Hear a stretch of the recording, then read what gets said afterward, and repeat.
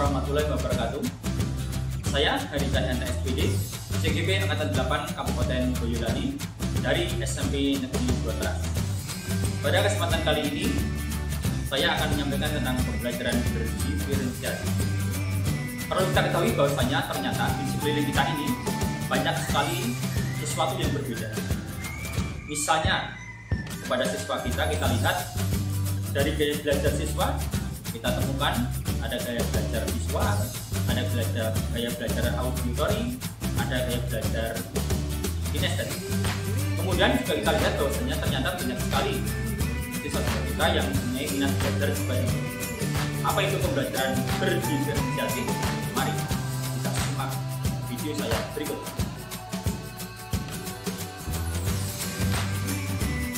Pada pembelajaran berdiferensiasi, kita mengetahui bahwasanya semua RPP, semua mata belajar terdiri dari 3 bagian utama. Yang pertama adalah pembukaan, yang kedua adalah inti, dan yang ketiga adalah penutup. Pada bagian pembukaan, kita bisa mulai dengan doa pembukaan. Kemudian setelah itu kita bisa menanyakan kehadiran siapa siswa yang tidak hadir hari itu. Dan berikutnya kita bisa juga menanyakan kabar. Apakah anak-anak hari itu anak-anak bahagia, senang. Dan yang berikutnya adalah kita bisa menyampaikan tujuan. Dalam hal menyampaikan tujuan kepada siswa, kalau anak-anak kurang fokus, maka kita bisa menambahkan dengan tokoh semangat atau tokoh yang lain. Kemudian baru kita menyampaikan teknik penilaian kepada anak didik kita agar anak kita memahami tentang semangat. Kemudian sebelum pada inti, yang perlu kita perhatikan lagi adalah kita perlu menanyakan keyakinan kelas yang pernah kita sepakati. Assalamualaikum warahmatullahi wabarakatuh. Ya, apa kabarnya hari ini anak-anak? Alhamdulillah sehat, luar biasa. Untuk hari ini siapa yang tidak hadir? Adakah? Angel. Tuhan. Dan Ivan ya? Sakit atau apa? Apa semua? Baik anak-anak semuanya, sebelum kita mulai untuk hari ini, marilah kita berdoa terlebih dahulu, ya. Sudah? Dipimpin oleh siapa? Mas Bintang. Ya, silakan Mas Bintang. Jabram, pada Bapak Ibu guru, maghrib, jabram, mulai.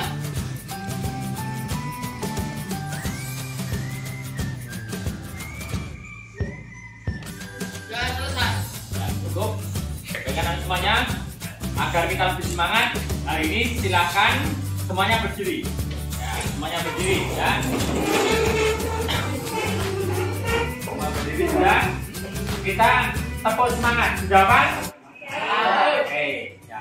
Tepuk semangat.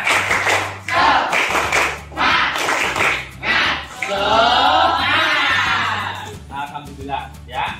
Baik anak semua, semuanya duduk lagi. Silakan. Untuk berikutnya anak semuanya, hari ini kita akan belajar ya tentang pengukuran, yaitu panjang, masa, dan waktu. Sehingga tujuan kita belajar hari ini yang pertama adalah kita dapat menjelaskan tentang pengertian mengukur dan fungsi alat ukur dengan tepat.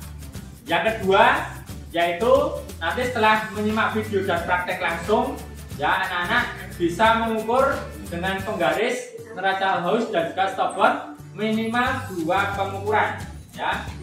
Dan yang ketiga, anak-anak nanti dapat mempresentasikan, ya, mencampaikan laporan hasil pengukuran minimal 3 pengukuran, yaitu apa?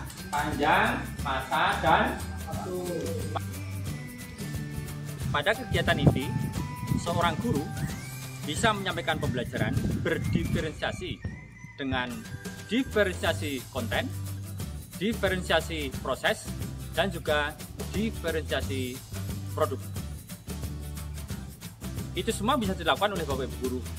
Dan Bisa juga Bapak Ibu Guru bisa menyampaikan atau menggunakan salah satu diferensiasi dari ketiga itu. Berikut akan kami sampaikan contoh diferensiasi produk pada siswa pada pembelajaran pengukuran panjang masa dan waktu. Guru memberikan tugas kepada siswa berupa produk. Produknya bisa berupa video, bisa berupa gambar, dan juga bisa berupa deskripsi.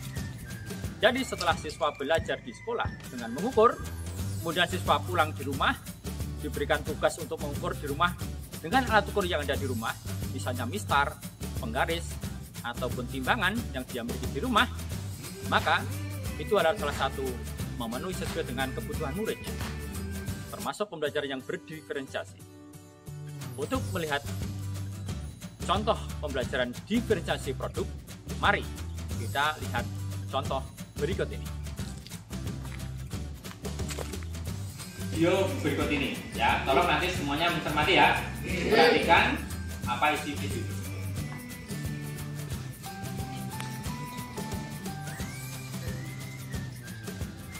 Assalamualaikum warahmatullahi wabarakatuh. Perlu kita ketahui bahwasanya alat ukur panjang itu ada banyak sekali. Yang pertama adalah mistar.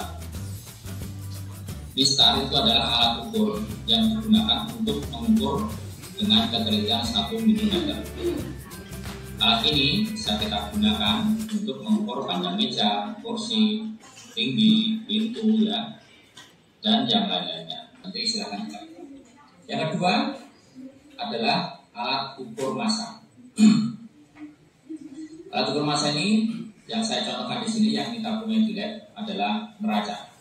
Neraca merupakan alat ukur massa contoh neraca Uhaus yang merupakan alat ukur massa dengan keterangan 1 gram. Ya. Kemudian nanti anak-anak bisa mengukur menggunakan batas maksimal sampai dengan 311 gram. Dan kamu juga dapat menemukan alat ukur massa yang lain ya di lab ini, yaitu ada neraca pasar, neraca samaran, dan lain-lain. Lalu bagaimana kita cara mengukurnya? Nah, kita lihat. Cara mengukurnya adalah satu, kita mencoba untuk menggeser skala yang besar dulu agak besar, kemudian kecil dan sangat kecil seperti itu nanti. Namun kali ini akan saya jelaskan dulu, yaitu cara mengukurnya dari awal. Satu, pastikan bahwa neraca sudah setimbang. Kalau belum setimbang nanti Anda bisa memutar pada bagian di atas tempat untuk menimbang benda itu. Di atas ada putaran, ya, bisa diputar ke kanan atau ke kiri sampai dengan skalanya setimbang. Kalau sudah setimbang, dan letakkan benda yang pada timbangan. Yang ketiga, geser beban paling besar, ya, kemana? Ke kanan, ya, geser 1 langkah, 2 langkah, 3 langkah.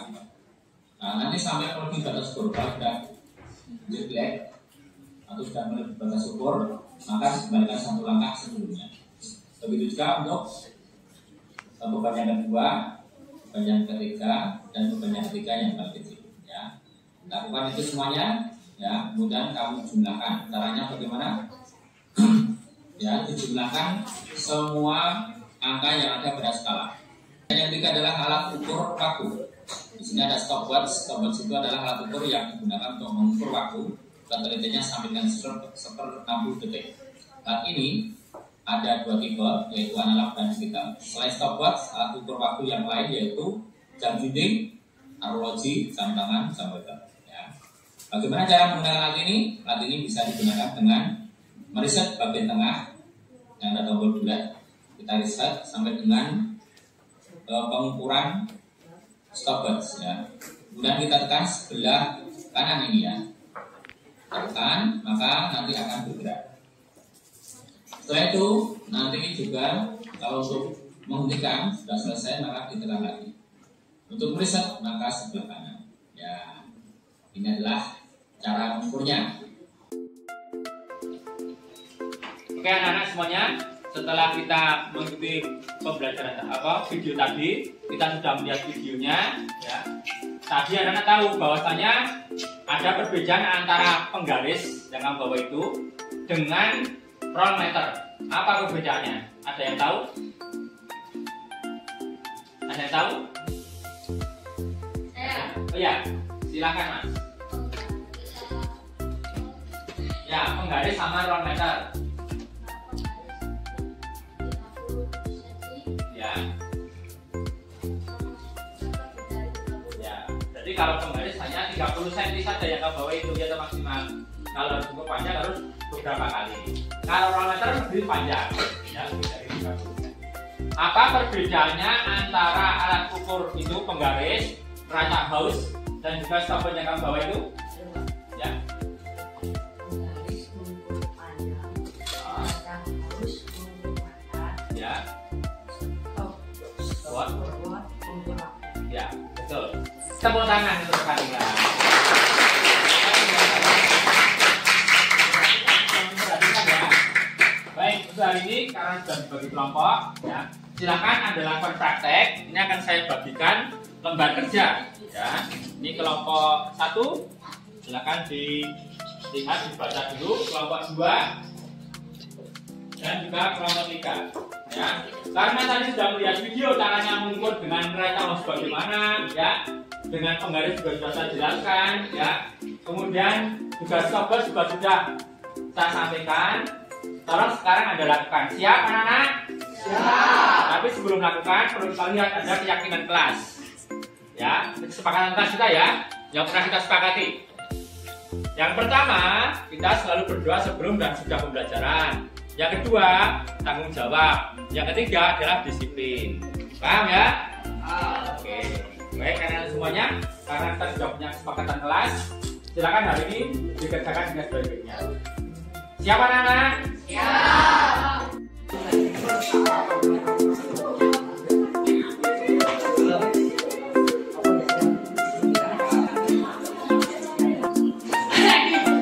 Berapa itu? 39 masa.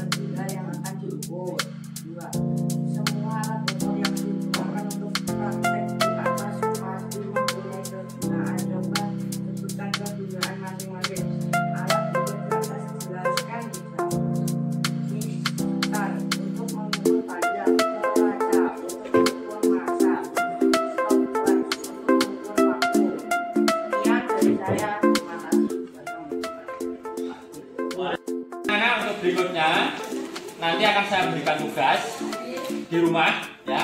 Anda nanti silakan mengukur benda-benda yang ada di rumah, bisa dengan penggaris atau alat ukur yang ada di rumah kamu. Misalnya punya timbangan yang boleh mengukur massa. Kalau misalnya kamu hanya punya penggaris, ya boleh mengukur dengan penggaris. Paham anak-anak? Nah, nanti silakan dikerjakan, hasilnya dikumpulkan besok. Video juga boleh. Jadi kalau Anda mengukur, nanti Anda video, kemudian dikirim saya boleh. Atau Anda foto, dan kemudian fotonya dikirim saya juga boleh. Paham anak-anak? Kalau Anda kesulitan, tidak punya HP, Anda juga bisa hanya menulis dengan deskripsi. Mengukur meja panjangnya berapa ditulis. Jadi berupa apa? Deskripsi. Paham anak-anak? Dikumpulkan kapan? Besok. Alhamdulillah.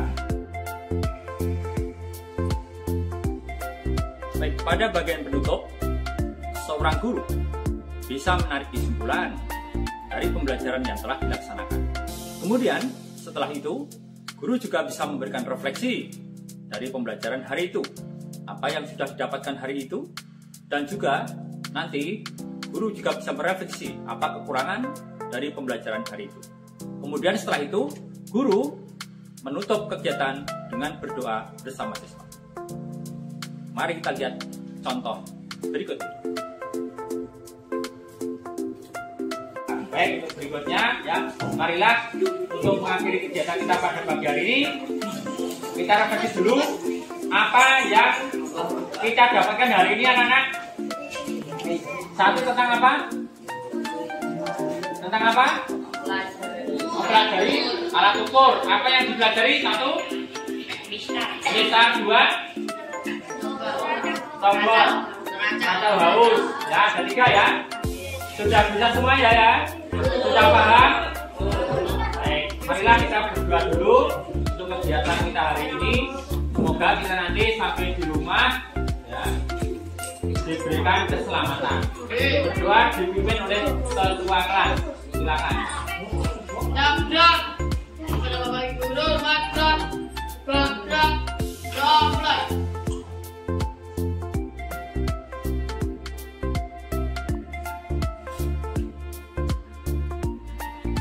Sudah selesai. Ya, demikian anak-anak kegiatan kita untuk siang hari ini. Nah, nanti kalau ada soalnya, Assalamualaikum warahmatullahi wabarakatuh.